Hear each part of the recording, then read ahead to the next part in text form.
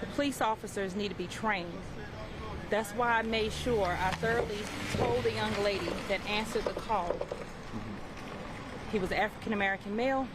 He has a history of X, Y, and Z, so that my son will be protected.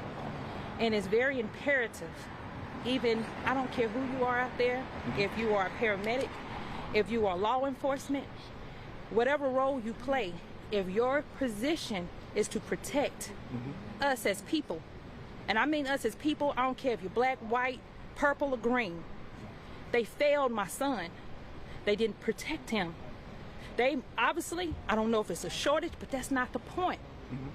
We should not be held liable, and my child is in a body bag because they didn't have enough help, they didn't respond, or the urgency wasn't there. What's the reason? Then he leaves. Now get this, when Quentin goes out, after almost 2 hours later, when they finally arrive, he attempts to tell them he just left. After he tells them he just left, to tell them what happened, what went on. They didn't ask no questions. Paramedics took off their gloves. The police said no words to him. Not even a police report that he was in attendance. Didn't give us a case number, his name, nothing. He left. Not even 45 minutes later, my son, because he had just left when they came. Got on the MARTA, came over here to Buckhead, and was murdered. And you're using the word murder. He was murdered. If you are a police officer, I don't care what happened. I don't care what his background is. I don't care what picture you're trying to paint. I want you to look for a moment at a human being that was in here that they claim was acting unruly. That's not even his character. But again, he was not in his right frame of mind because he has mental health issues. This is a history, I understand that. That's why we work together as a family to make sure that he gets the help that he needs. We also depend on law enforcement and other professionals to do their job.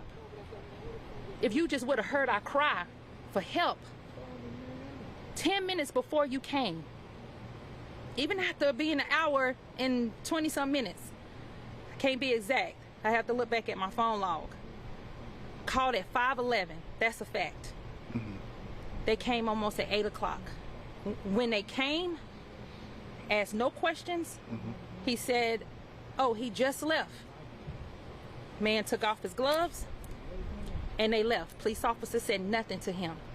If they would have said, well, what did he have on? Gave him the opportunity to tell him. What's the description? X, Y, and Z. Guess what? When they came to the scene, they would have recognized that my son was that same African-American young man that is struggling with a mental health issue, that his mother called and tried to warn because her biggest fear was that he was going to get murdered by the police or get hurt because they didn't have the proper training and knowledge to do it. So I requested that whoever came to work with my son had enough knowledge and professionalism and training to be able to work with a person that was in a manic phase. They failed my son. Don't let this happen again. This is ridiculous. It's ridiculous.